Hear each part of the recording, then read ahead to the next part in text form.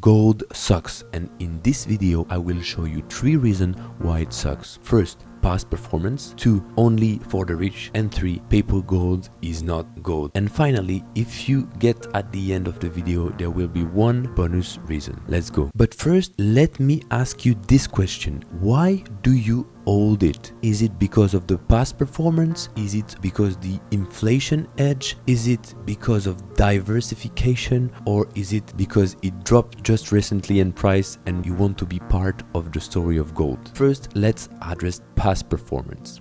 Look at that. In the recent years, gold has been surging in price a lot, but the yearly return of the gold is around 5% inflation adjusted. Okay, so you might say, okay, well, 5% is good, but the stocks are getting 8% inflation adjusted. This is the S&P 500. But let's say 5% is okay for you and you like gold. Well, it's not exactly 5%. Here's why. 2, you need to be rich to get gold. And why is that, you might say? Because imagine you want to get an ounce of gold. Well, you might want to store it somewhere where it's safe. For example, a safe in a bank. You contact your banker and he will say to you, well, it's around $200 per year. Well, you might say it's not that good, but $200, if you have yourself, let's say $2,000, it's 10%. 10%.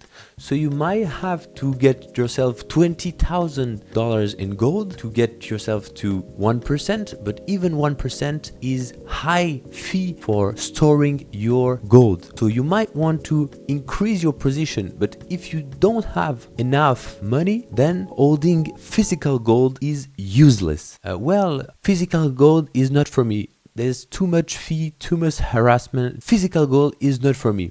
Let's just get an ETF about gold. It's a great idea in the first place, but not really, because paper gold is not gold, and that's number 3. Paper gold is not gold. In case of a crisis, the paper gold, you can convert it into real gold, but it's only around like 10% of the gold. Imagine there's 10 people holding $10 in gold with this paper gold. In case every one of the people want to have their gold, they will have to call and have the gold delivered to them. But this is where the trick happens. In reality, out of the 10 people, only one could do it, because the people who emit the paper gold have not all the gold behind it.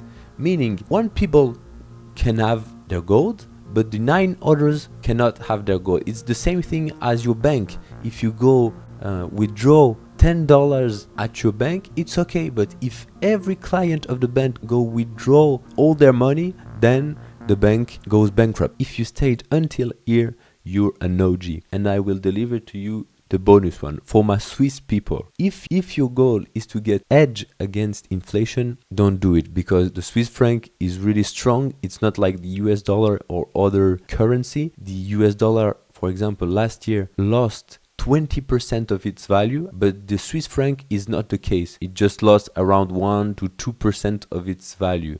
So it's not that of a currency devaluation in Switzerland. So the edge against the inflation is not that good.